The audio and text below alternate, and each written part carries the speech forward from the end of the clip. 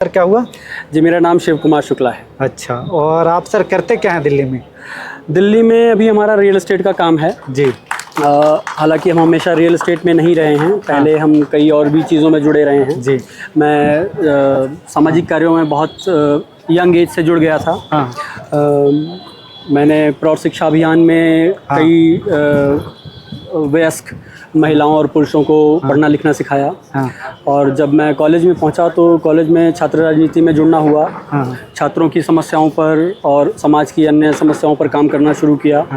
Delhi university का एक college है, श्री अरबिंदो कॉलेज सांधे है, उसका मैं छात्र संघ का अध्यक्ष रहा सन 2000 में। जी। कौन सी पार्टी थी सर आपकी? जी, मैं एबीवीपी से जुड़ा हुआ था। पार्टी तो नहीं थी, छात्र संगठन है। छात्र संघ तो बीजेपी की है, एबीवीपी। जी।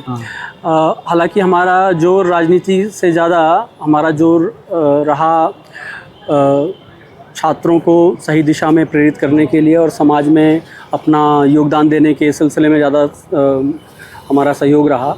हमने राजनीति में इतना विशेष ध्यान नहीं दिया। अच्छा, तो अभी सर जो ये रेखा जी का अभी कार्यकाल चालू हुआ, जी, इनके काम को कैसे देखते हैं? 100 दिन से ज़्यादा बीत चुका है तो ये अभी कुछ जज करना मुश्किल होगा, लेकिन बहुत अच्छे स्टार्टिंग काम जो आपको इनका अच्छा लगता हो? जी, मैं वहीं आ रहा हूँ। अभी थोड़ा ही समय हुआ है और बहुत प्रयासों के बाद में दिल्ली में सत्ता परिवर्तन हुआ है। और ये बहुत समय से दिल्ली की जनता इसकी ज़रूरत महसूस कर रही थी और अभी अगले कुछ ही दिनों में हमें जो कार्य शुरू हुए हैं उनका परिणाम दिखाई पड़ने लगेगा। अभी बहुत जल्दी है कुछ भी कह पाना, लेकिन बहुत सही दिशा में पूरा मंत्रिमंडल मिलजुल कर काम कर रहा है। इसमें हम सबको सहयोग करना चाहिए। जी।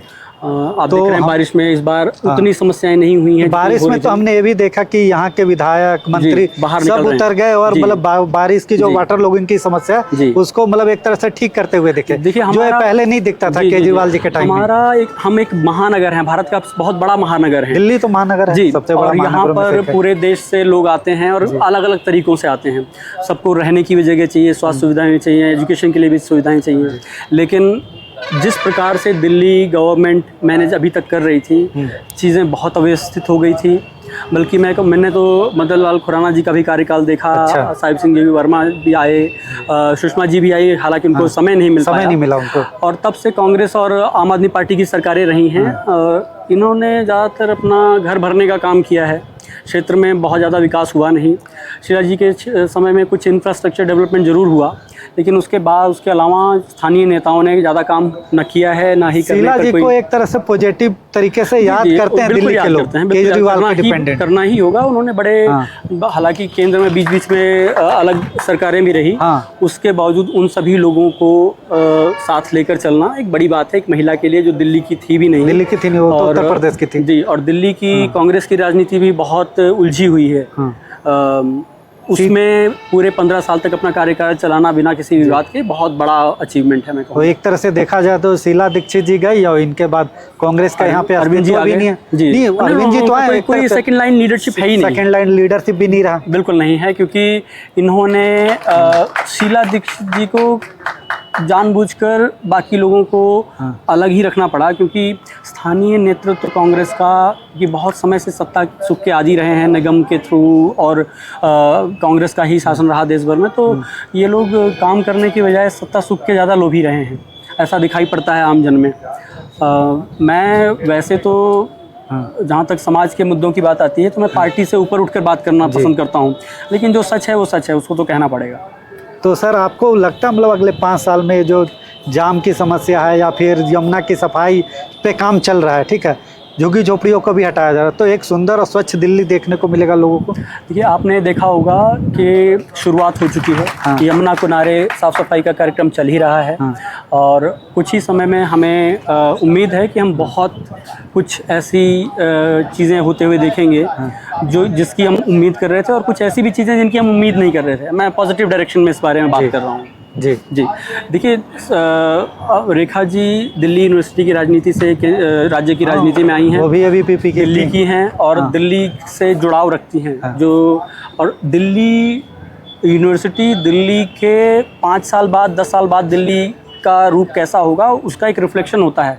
बच्चे यहाँ आते हैं, ग्रेजुएशन करते हैं, पोस्ट ग्रेजुएशन करते हैं, प्रिपेयर करते हैं कई चीज़ों के लिए, कुछ लोग व्यवसाय में लग जाते हैं, नौकरियों में चले जाते हैं, तो वही तो दिल्ली है।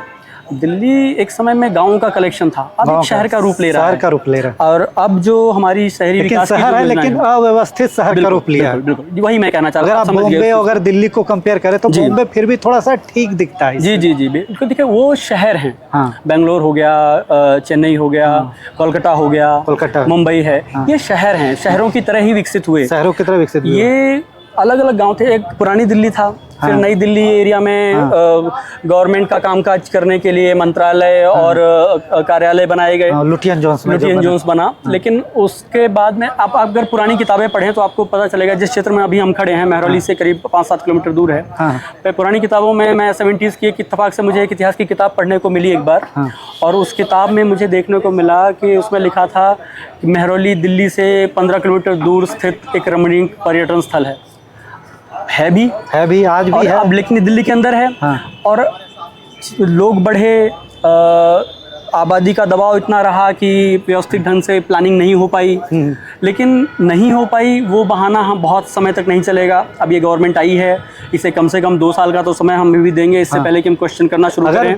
प्लान्ड तरीके से अगर ये बसा रहे तो हमारा मतलब एक और उद्देश्य है कि मतलब किसी को उजाड़ा ना जाए। मान जी। चलिए आपका घर मकान उनके प्लानिंग में आता है। जी, जी, अगर जी। दिल्ली को प्लान तरीके से बसाना है जी। कि ये जो सड़क है इससे दुगनी चौड़ी हो जाए। जी जी जी।